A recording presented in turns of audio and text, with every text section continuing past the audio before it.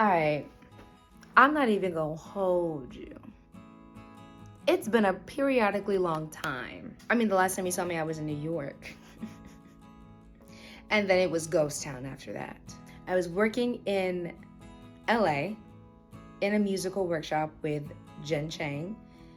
And this beautiful, lovely, amazing music was written by an artist named Anar George, a musician, a Grammy-nominated musician. His name is Larry Goldings, and we worked on this musical workshop about birth control for about a week. It was really interesting because I learned so much about what I learned late.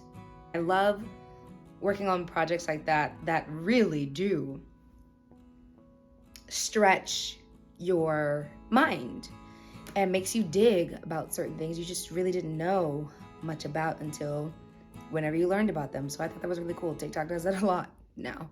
Always, actually. People got time.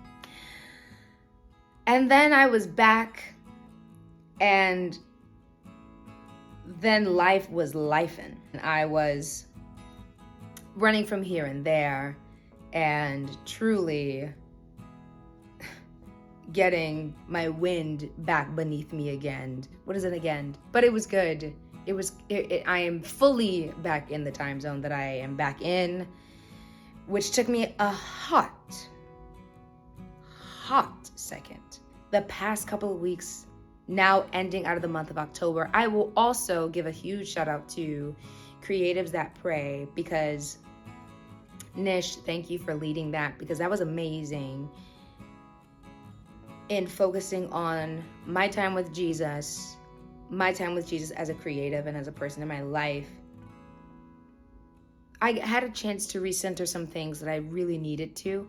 And I was also thinking about this weird reality that I am an adult.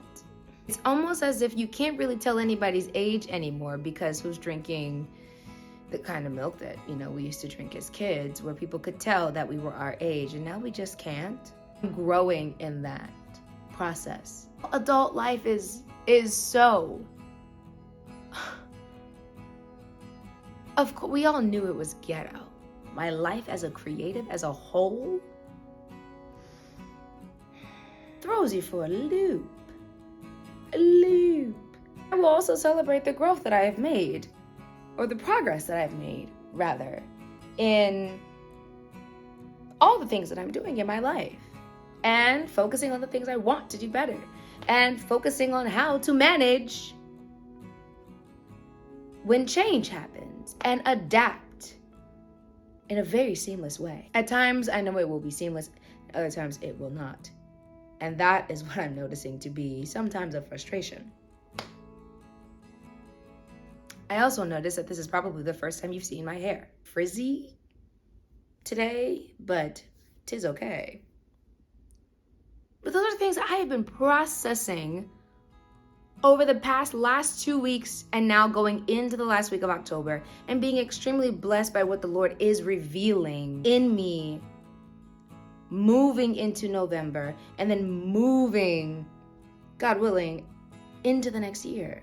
Interesting to see how life changes in front of your eyes, literally. Noticing when I am dropping old habits and taking up new good ones.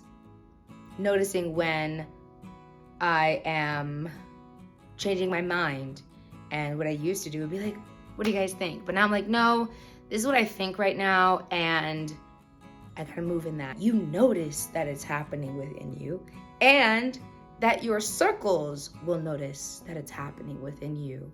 It is all quite a trip. I bless the Lord, because I really could not do it without him.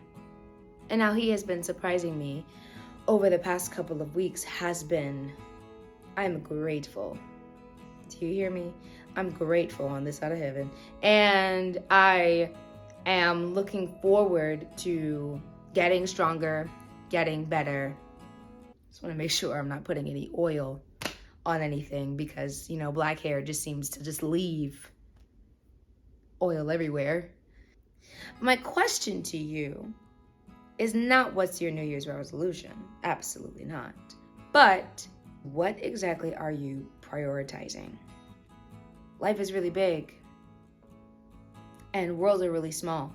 And the worlds that we are involved in seem really big, but on the grand scheme of things, we have not really reached all of what the Lord has done and created for us, within us, and around us.